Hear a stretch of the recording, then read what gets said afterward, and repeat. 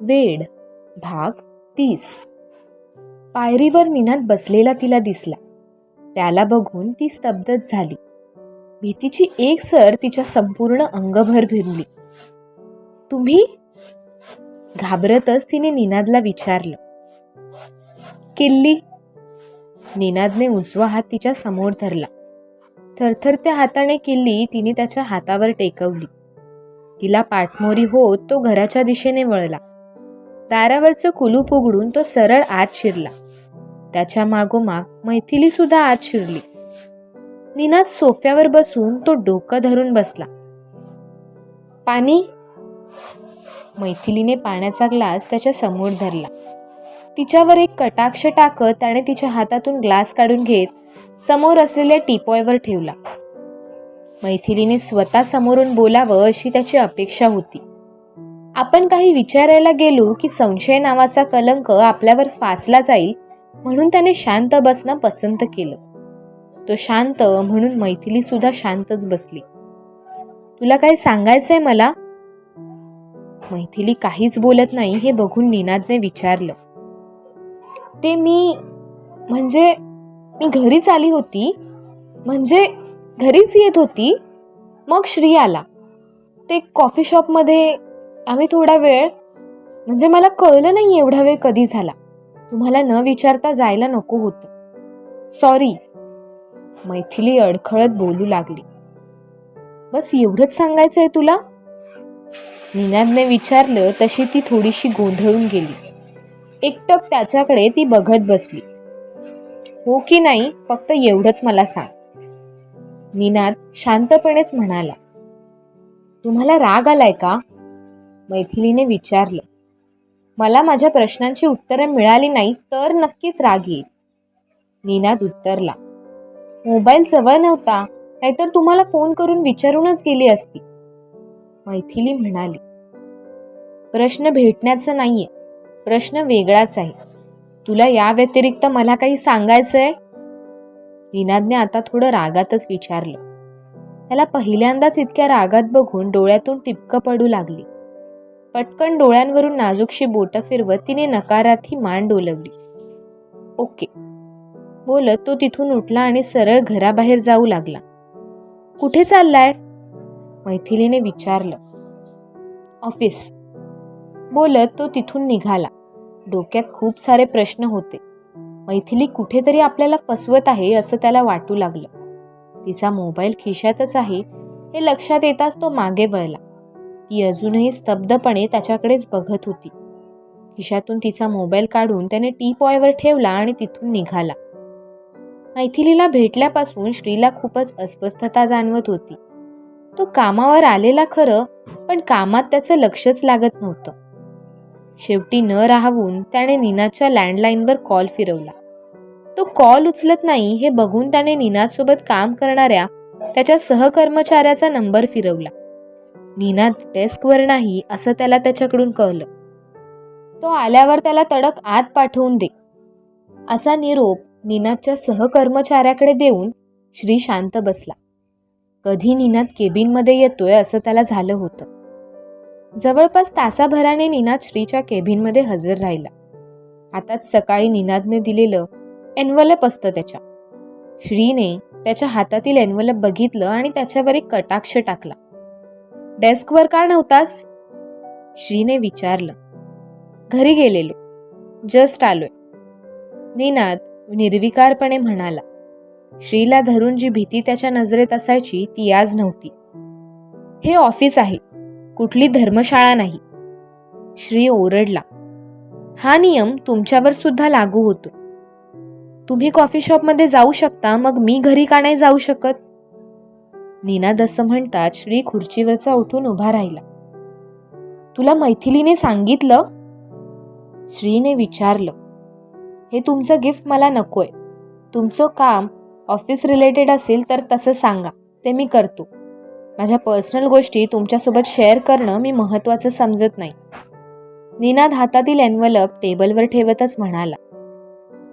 मैथिलीचा मित्र आहे हे कळल्यावर हे गिफ्ट रिटर्न देतोयस की काही वेगळं कारण आहे? श्रीने विचारलं. मला आधी घ्यावंसं वाटलं पण आता घ्यावंसं नाही वाटत, म्हणून रिटर्न देतोय. Sorry for that. निनाद नजर खाली ठेवतच श्रीला म्हणाला आणि तिथून जाऊ लागला. 1 मिनिट. श्रीने त्याला आवाज देतच अडवलं. काही डॉक्युमेंटची लिस्ट मी तुला मेल केली आहे, ती मला लागेल. तुला म्हणजे जे जे हाँगकाँग प्रोजेक्टमध्ये इन्व्हॉल्व्ह आहेत त्यांना. And end of the day पर्यंत मला सगळे डॉक्युमेंट हवे आहेत. ओके. बोलत नीना श्रीच्या केबिनमधून बाहेर आला. नीनवर बॉस बरसलेला दिसतोय. निनादचा पडलेला चेहरा बघून निनादचा मित्र निनादला चिडवतच म्हणाला. तसे सगळेच निनादला हसू लागले. निनादने दुर्लक्ष करत स्वतःच्या कामात लक्ष घातलं. 6 मंथ बँक स्टेटमेंट का हवी आहे याला?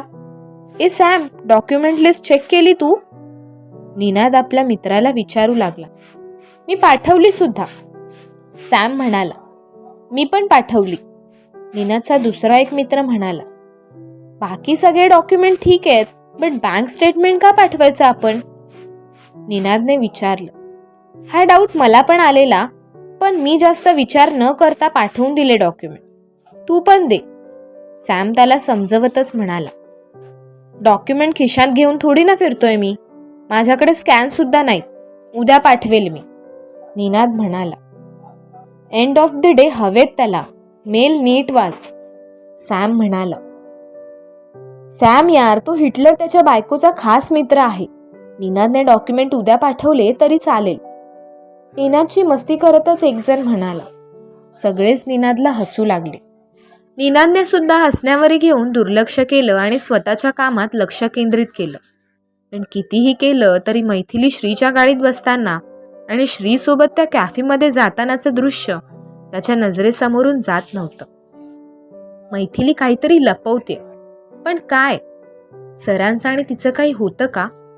तसं असेल तर तिने स्पष्ट सांगावं ना. कुणाला विचारू मी? साई. येस, साईच मला सगळं काही सांगू शकतो, स्वतःशीच तो म्हणाला आणि डेस्कवर बसूनच त्याने साईराजला फोन फिरवला. पण साईराजचा फोन स्विच ऑफ येत होता. सर बोलले याने नंबर चेंज केलाय, सरांकडूनच याचा नंबर घेतो आणि डॉक्युमेंटबद्दल पण बोलतो, म्हणत तो केबिनचा दरवाजा ठोठावत श्रीच्या केबिनमध्ये शिरला. माझ्याकडे डॉक्युमेंट नाहीयेत, मी उद्या मॉर्निंगला दिले तर चालतील? निनादने विचारलं. संध्याकाळी घरी जाऊन मेल कर, मला अर्जंटली हवेत, श्री म्हणाला. ओके, म्हणत निनाद तिथेच उभा राहिला. तुला काही बोलायचंय? श्रीने विचारलं. ते साईचा नंबर हवा होता, त्याला थँक्स बोलायचं होतं, नंबर मिळेल का? निनादने असं म्हणतात श्रीने त्याच्यावर कटाक्ष टाकला आणि पुन्हा स्वतःच्या लॅपटॉपमध्ये डोकं खुपसलं. नंबर? निनादने विचारलं. मोबाईल स्विच ऑफ झालाय माझा, नंबर पाठ नाही, श्री म्हणाला. निनाद टेबलवर असलेल्या मोबाईलवर नजर बघतच श्रीकडे बघतो. नो इश्यू, उद्या मिळेल? निनादने विचारलं. मला त्याआधी साईला विचारावं लागेल, मी त्याचा नंबर तुझ्यासोबत शेअर केला तर चालेल का? त्याने नंबर चेंज केला, त्यामागे सुद्धा काहीतरी कारणं आहेत. मला नाही वाटत तो नंबर शेअर करू देईल, तरी मी त्याला विचारून सांगतो, श्री म्हणाला. काही प्रॉब्लेम झालाय का? निनादने विचारलं. मला पर्सनल गोष्टी माझ्या हाताखाली काम करणाऱ्या स्टाफसोबत शेअर कराव्याशा नाही वाटत. तुला सकाळी काहीतरी काम दिलेलं मी, त्याचं काय झालं? श्रीने विचारलं. नाही झालं, उद्या फर्स्ट हाफ पर्यंत देतो, निनादने सांगितलं. मिस्टर निनाद, इथे तुझ्या मर्जीनुसार नाही तर माझ्या मर्जीनुसार कामं होतील. मला अर्ध्या तासात रिपोर्ट हवाय, मला कारणं नाही आवडत, श्री निनादवर ओरडतच म्हणाला. अर्ध्या तासात रिपोर्ट बनेल असं मला नाही वाटत, भरपूर काम बाकी आहे, निनाद म्हणाला. सकाळी सांगितलंय मी तुला, अजून रेडी नाहीत रिपोर्ट? मला पुढे फॉरवर्ड करायचंय. DS सरांना काय उत्तर देऊ मी? त्या रिपोर्टची वाट बघत असतील ते. नाही जमणार तर तसं सांगायचं ना आधी, मी दुसऱ्या कोणाला तरी दिलं असतं ते काम, श्री लँडलाईनवरून नंबर फिरवतच म्हणाला. Please come immediately in my cabin, Shri म्हणाला आणि धाड करून रिसिव्हर आपटला. येस सर, सॅम केबिनमध्ये हजर राहिला. एक नजर त्याने निनादवर फिरवली. मी तुला एक मेल फॉरवर्ड केलाय, ज्याला आधी फॉरवर्ड केला त्याला त्या मेलमधील सिरियसनेसपणा कळला नसेल आणि किंवा इथे काम करण्याची त्याची इच्छा नाही. God knows. मी तुला फॉरवर्ड केलाय. कसंही करून मला अर्ध्या तासात रिपोर्ट हवाय. कोणाची हेल्प लागली तर ती घे, बट रिपोर्ट रेडी करून दे. श्री म्हणाला. Okay sir. सॅमने निनादवर नजर टाकली आणि इशाऱ्यानेच त्याला आपल्यासोबत बाहेर चल असं म्हणाला. Both of go from here. Shri म्हणाला आणि लँडलाईनवरून कोणाला तरी फोन फिरवत बोलण्यात व्यस्त झाला. निनाद सॅमच्या पाठोपाठ श्रीच्या केबिनमधून बाहेर पडू लागला. तो श्रीच्या मोबाईलमध्ये मेसेजची ट्यून वाजली. निनादने श्रीच्या मोबाईलकडे पाहिले. मेसेज आल्यामुळे मोबाईलमधून लाईट बाहेर आली आणि पुन्हा बंद झाली. निनादने श्रीवर नजर फिरवली. श्री फोनवर बोलण्यात व्यस्त होता, पण त्याचं लक्ष निनादवर होतं. निनादचं डोकं मात्र खूपच गरम झालं होतं. मिस्टर समीर. श्रीने रिसिव्हर बाजूला घेत सॅमला आवाज दिला. Yes sir. सॅम म्हणाला. मिस गायत्री त्यांचा मोबाईल विसरल्यात, प्लीज त्यांना तो दे. टेबलवरील मोबाईल समीरच्या हातात देतच श्री म्हणाला. सॅम श्रीच्या हातातून मोबाईल घेत केबिनमधून बाहेर पडला. निनाद स्तब्धपणे श्रीकडे बघतच राहिला. माझा मोबाईल खरंच स्विच ऑफ झालाय. खिशातून स्वतःचा मोबाईल काढत त्याने निनादला दाखवला. नजरेत खूप राग होता त्याच्या. निनाद काहीही न बोलता त्याच्या केबिनमधून बाहेर पडला. घड्याळात नजर फिरवली तर 7 वाजले होते. नीन, तुझ्यामुळे आज लेट सेटिंग होणार. सॅम म्हणाला, पण निनादने त्याच्या बोलण्यावर काहीच प्रतिक्रिया दिली नाही. एकटक तो कॉम्प्युटरमध्ये बघत होता.